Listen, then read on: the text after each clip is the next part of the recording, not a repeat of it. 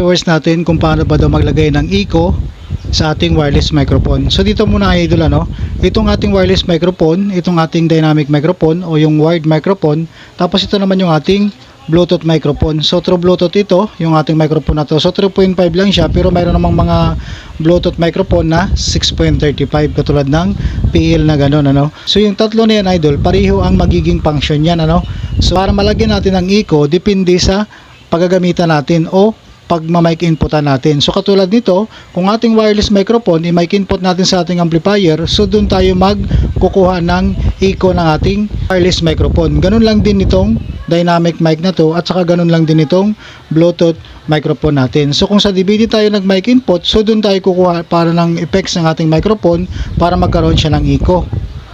Katulad niyan. Kung may B8 man tayo, doon tayo magkuha ng effects ng ating microphone sa ating B8 sound card, kasi doon tayo nag-mic input ng ating microphone. Ganun lang din yan sa ating mixer doon tayo magkukuha ng effects niyan. So ngayon, ang pinagkaiba lang nitong wireless microphone, wala siyang wired kaya tinatawag siya ng wireless, pero may receiver siya. So itong receiver niya idol, kailangan natin ng connector diyan papunta sa microphone input ng ating paggagamitan. So katulad nito, itong pinakalikod niya, mayroon tayong output dito na pagpilian, XLR at saka PL. So dyan tayo magkukonek para papunta sa ating microphone input na paggagamitan, katulad ng amplifier, DVD player, B8 sound card at saka mixer. So magdidepende tayo kung ano ang connector na available ng ating pagkukunikan. So halimbawa idol, dito tayo mag microphone input sa ating amplifier. So dito yung mic 1, mic 2, mic 3 niya. So isa lang ang connection nito sa ating mic volume, isa lang din ang mic echo nito. Ayan. So dito tayo makakuha ng kanyang effects.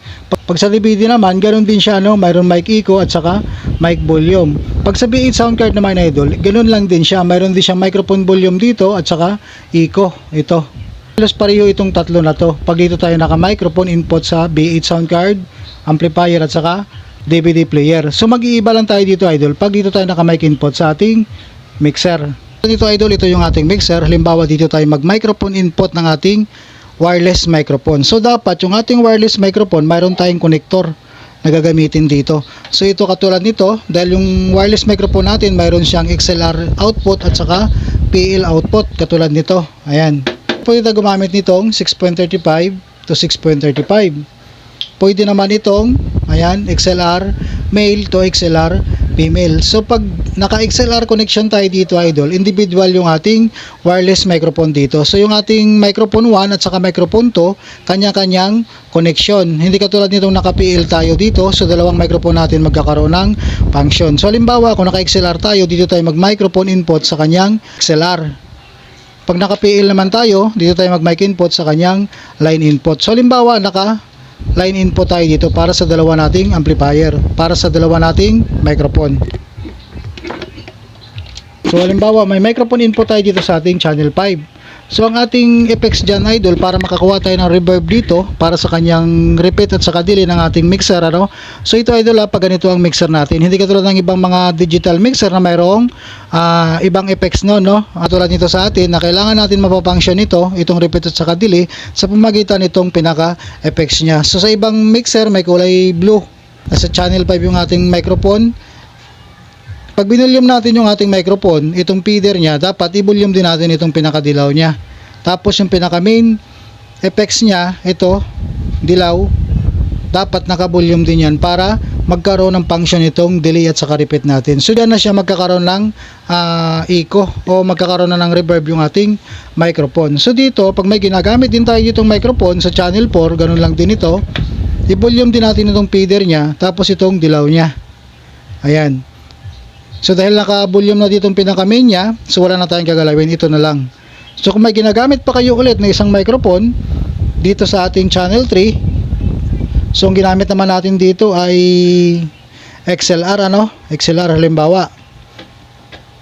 So ang volume pa rin dito ng ating microphone, ito pa rin yung feeder. Tapos itong dilaw niya. So magkakaroon ng function yung ating delay at repeat sa tatlo nating microphone.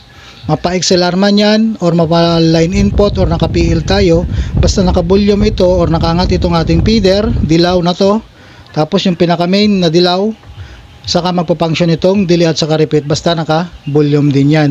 So ngayon, Kung gusto pa natin taasan yung ating microphone, ito, pwede tayo dito mag-angat pa ng gain. So ito idol lang magsasala sa ating incoming signal. So ganun lang din sa music natin. So kung halimbawa, kung ang ating mixer dito ginamit natin sa ating source sa 6 and 7, mono left at saka mono right. So ang volume niya feeder din. Pag binulyum natin to, papasok yung ating music. Pero yung dilaw na to idol, wag natin iangat para hindi maapektuhan ng delay at saka repeat ng ating microphone. Kasi ito ang magme-maintain na hindi maapektuhan yung ating music dahil ito nakababa. So kanya-kanyang channel yan, mayroon siyang kulay dilaw na yan. So yan ang magbabase para hindi tayo maapektuhan dito. Ayan. So kung kailan tayo gumagamit ng microphone, saka natin i-volume itong dilaw na to. So yung pinaka-main volume, pwede nyo na effects yan. Dito na tayo mag-control sa mga puti na yan o yung mga slider natin na puti. Ganun lang idol yung pag-function ng ating microphone dito sa ating mixer. So kung gusto pa natin taasan, nasa inyo na yan kung ano ang gusto na effects ng inyong mixer o hinahanap na microphone. So kung mayroon pa kayong microphone dito sa channel 2 at saka channel 1, ganun pa rin. I-volume natin yung feeder tapos yung dilaw na to para sa mga microphone natin yan. So ganun lang siya idol. Sana masundan at pwede nyo rin ito ma-check lalo pag may ganito kayong mixer para ma-actual nyo rin kung okay ba yung ganitong setup.